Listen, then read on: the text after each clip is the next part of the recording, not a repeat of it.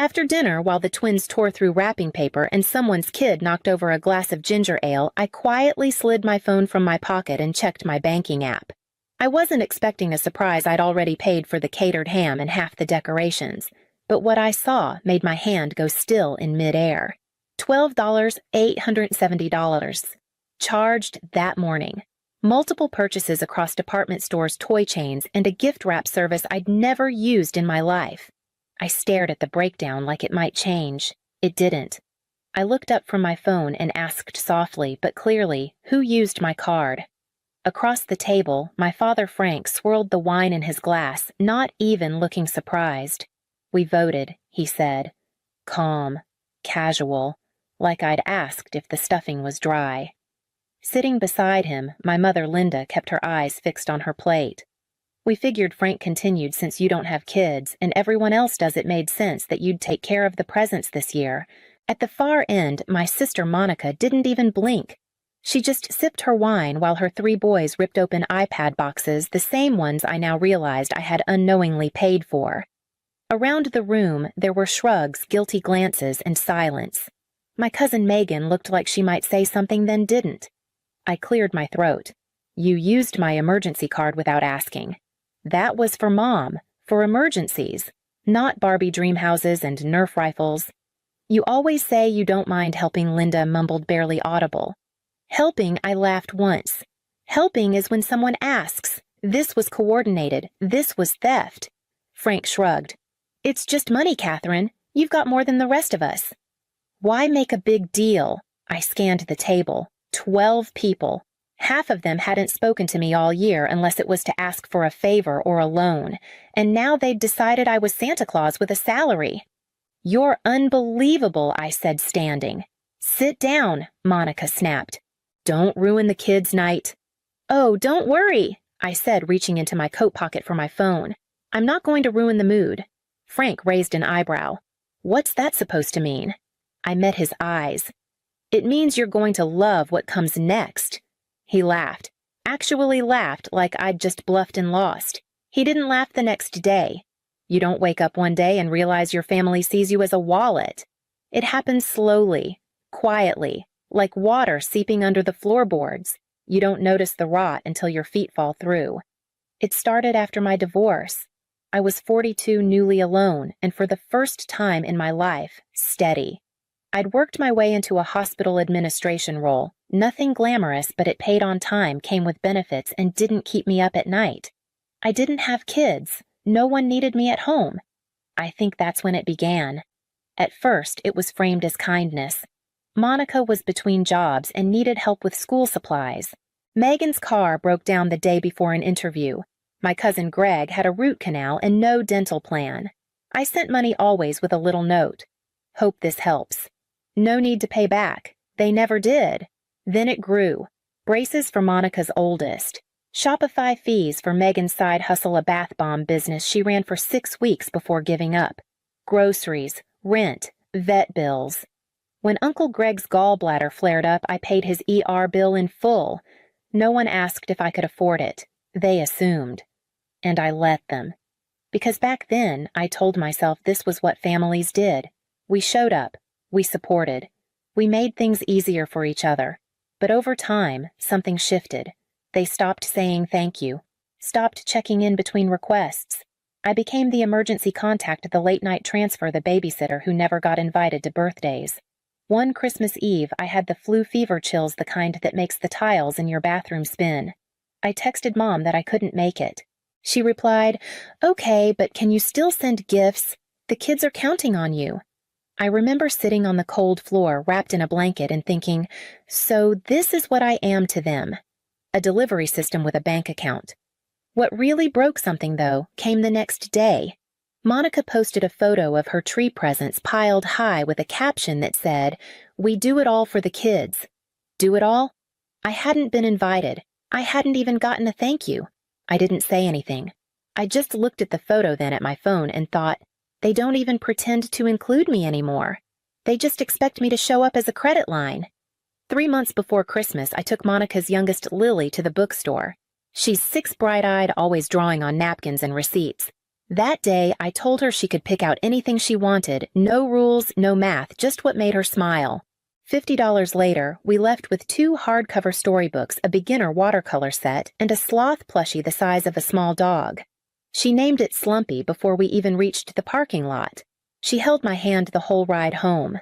When we got back to Monica's, I helped Lily unbuckle, handed her the bag, and kissed her hair.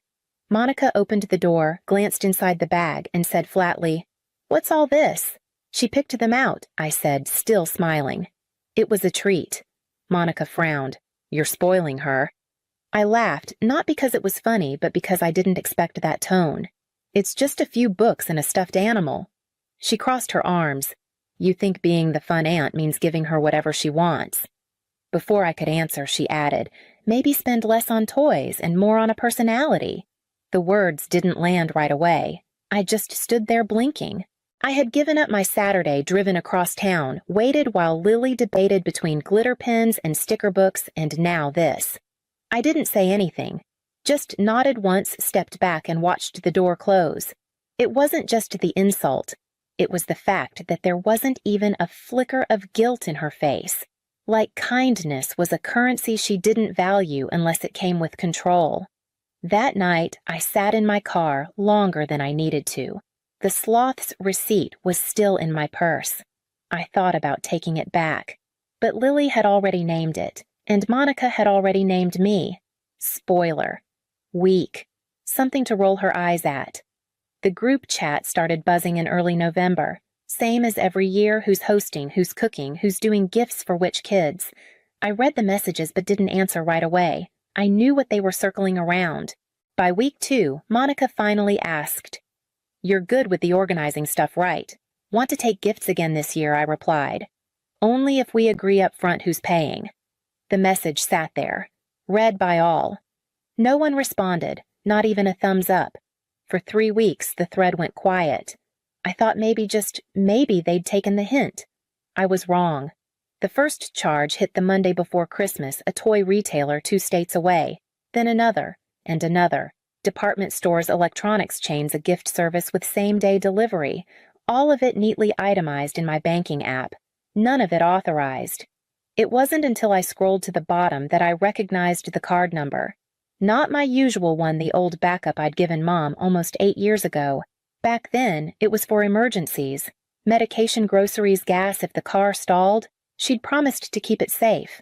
Apparently, she'd kept more than the number. 5 different shipping addresses appeared on the statement, none of them hers. Megan, Monica, Aunt Elaine. Someone even shipped a giant bounce house to a cousin's backyard in Indiana. They hadn't forgotten to ask me. They'd planned not to, and I could see it now, the whole operation. Quiet text chains behind my back. "Try this number, I think it still works." Purchases split so it wouldn't trigger alerts. Using a card I hadn't touched in years because they knew I wouldn't see it right away. It wasn't just disrespect, it was coordination, and what chilled me most wasn't what they bought. It was how sure they were I'd never push back. That night I didn't sleep, not because of guilt, I wasn't there yet, but I wasn't angry either, not the kind of anger that burns and fades. What I felt was colder, steadier, like clarity settling into my bones.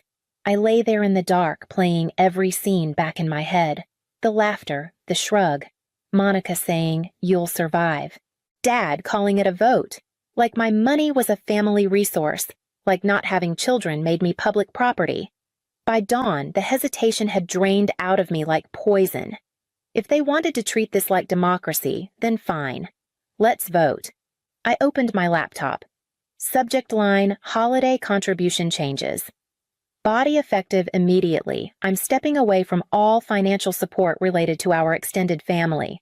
That includes, but is not limited to, Christmas gifts, birthday gifts, minors or adults, school tuition contributions, mortgage bridges, emergency Venmos, bailouts for vet bills, car repairs, or streaming subscriptions. If you've already spent money using my cards, expect a chargeback. If you've saved or shared my information without my consent, expect legal contact. You voted. I'm voting back. Merry Christmas. The childless one. I read it 3 times, not to edit, just to feel it. Then I hit send. One message, sent to every number in the family thread. Monica, Megan, Aunt Elaine, Uncle Greg, even my mother, every one of them who'd smiled in my face while taking what I never actually offered. Then I powered off my phone. It took 7 hours and 16 minutes before I turned it back on. The notifications nearly cracked the screen. 53 missed calls, dozens of voicemails, texts that ranged from stunned to screaming. My cousin threatened to sue me for emotional harm. My mother said she was heartbroken. Dad left 12 messages, the last one just a single sentence. Please, for the love of God, don't do this. But it was already done. The chargebacks were in motion. The backup card was frozen. The holiday train they'd hitched to my name derailed. And for the first time in years, I didn't feel like the one left behind. I felt like the one who got out. Monica showed up the next evening. No warning, no call. Just the sound of her engine in my driveway and her knock at the door, sharp but uneven. When I opened it, she was already crying. She didn't wait for an invitation inside, just stepped over the threshold like nothing had happened and said, "We didn't mean for it to go like that." Her mascara was smudged. Her voice was soft. She looked exhausted, or maybe she just knew what look worked best. I didn't say anything. She kept going. "We were overwhelmed, Kath. Everyone's stretched thin, and you're always so good at managing things. I think we forgot you're human too." That almost cracked something, because part of me, the part I hate, still wanted her to mean it. "I never wanted to make you feel used," she added. None of us did. She hugged me before I could object, a quick, clumsy press of shoulder against shoulder. I let it happen. Not because I forgave her, I didn't, but because some part of me still hoped someone might finally say, "We're sorry. We were wrong." She left 30 minutes later. I made tea and sat by the window trying to decide if that had been real. An hour after that, I got an alert from my bank. Someone was trying to reset access to my online account. I froze. Then I checked the device ID. It was Monica's. The reconciliation was a script. The hug was a prop. The tears were currency. She hadn't come to apologize. She came to test the lock. I called the bank, changed every password, froze the last remaining backup card, flagged the attempt as fraud. And then I sat very still in my kitchen tea gone cold and let the final thread snap. They didn't want me back. They wanted what I had. 3 days later, they came together. My mother, Linda, wearing the same beige coat she's had since I was a teenager. My father, Frank, jaw tight like he was chewing his words before he let them out. And Monica, arms crossed, mouth twisted like she'd bitten into something sour and decided I was the flavor. They were waiting on my porch when I pulled into the driveway. I sat in the car for a moment, letting the engine tick before killing it. I wasn't surprised. I was just tired. I opened the door. "Say what you came to say." Linda jumped in first. "We didn't mean for it to happen like this." I didn't answer. "We just thought," she continued, "you'd be okay with helping. You've always been the one we could count on." "You didn't ask," I said. "We shouldn't have had to." Monica snapped. "It's family. We do what needs to be done." I looked at her. "What you mean is, I do what needs to be done." Frank raised his hand like he was calming a meeting. "This has gone far enough. The chargebacks are causing chaos. Just reverse them. Let's move on." I almost laughed. "You want me to pretend none of this happened?" He frowned. "Think about how this looks. People will say you turned your back on your family over a few gifts." "No," I said, "they'll say I finally grew a spine." Monica rolled her eyes. "You're acting like we drained your entire savings. You make 6 figures, Catherine. You'll survive." And that, I said, stepping closer, is exactly why this ends now. They didn't speak. "You treat me like I'm your wallet with a casserole. I show up, pay up, clean up, and then I disappear until the next crisis." Linda's voice cracked. "We just wanted to give the kids a good Christmas. So you stole from me." Frank took a step forward. "Enough. Undo it. Now." I stared at him, calm, measured. "No." He blinked, like he didn't expect that word from me. "I'm done," I said. "I've already blocked your numbers, and this weekend I'm moving. Another state. Alone." The silence that followed was the most honest sound I'd heard from them in years. I opened the door behind me. Get off my porch. The first 48 hours were silent. No calls, no texts, no guilt wrapped in concern. I woke up to nothing, and for the first time in over a decade, I didn't brace myself before checking my phone. I made coffee, sat on the floor beside half-packed boxes. The morning light filtered through bare windows, warm and indifferent. No one needed me. No one expected anything. It was beautiful. I went to the store and bought a new shower curtain, chose one I liked, not one that matched the guest towels I kept for people who never stayed. I picked groceries based on cravings, not head counts. I remembered what it felt like to shop without planning around someone else's needs. That night I turned my phone to Do Not Disturb, not because I was avoiding anyone, but because I finally knew no one would come knocking. The stillness wasn't empty. It wasn't hollow or sad. It was mine. And I realized I'd spent years surrounded by noise asks, demands, expectations, all disguised as connection, all shouting over the one thing I'd ignored. Me. They hadn't just stolen my money. They'd filled up every quiet space until I forgot what it meant to be alone, without being used. Now, I remembered, and I wasn't going back. The message came late on a Tuesday, just a number I didn't recognize. No greeting, no emojis, just a short line that made me sit up straighter. He's out. We're getting divorced. I wanted you to know. It was Erin Megan's sister-in-law. Quiet, polite, always in the background at holidays refilling coffee or cutting cake, never speaking over anyone. She'd seen it all, and she'd stayed silent. Until now. We talked the next day. She told me Megan's spiral had gotten worse. Job gone. Savings drained. Erin found out she was still trying to access my old banking details even after being caught. I didn't believe you before she said. I do now. I didn't say much, just listened. And then she said, you were the only one who ever actually helped. Not with money. With truth. That part hit harder than I expected. Because for so long I'd told myself leaving was selfish. That choosing myself meant abandoning others. But maybe someone else had been waiting to see if it was survivable. Sometimes you don't just walk away. You leave the door open. So when someone else finds their courage, they know which way is out. I moved. New state, new apartment. No relatives within 400 miles. I adopted a dog. A quiet little mix with soft ears and cautious eyes. I named her Balance. I started therapy. When I told my therapist the whole story, she didn't flinch, just nodded and said, you were conditioned to believe that love must be earned through sacrifice. And that's what it was. They didn't ask if I was happy, only if I was useful. Now I grocery shop without guilt. I cook real meals just for me. I take long walks with Balance and leave my phone on silent, not because I'm hiding, but because I'm free. Sometimes I get texts from new numbers. Sometimes voicemails disguised as apologies. I don't listen. I renamed the old family group chat before I left. This card has permanently closed. Then I hit leave chat. They didn't lose me. They lost access. I know what you might be thinking.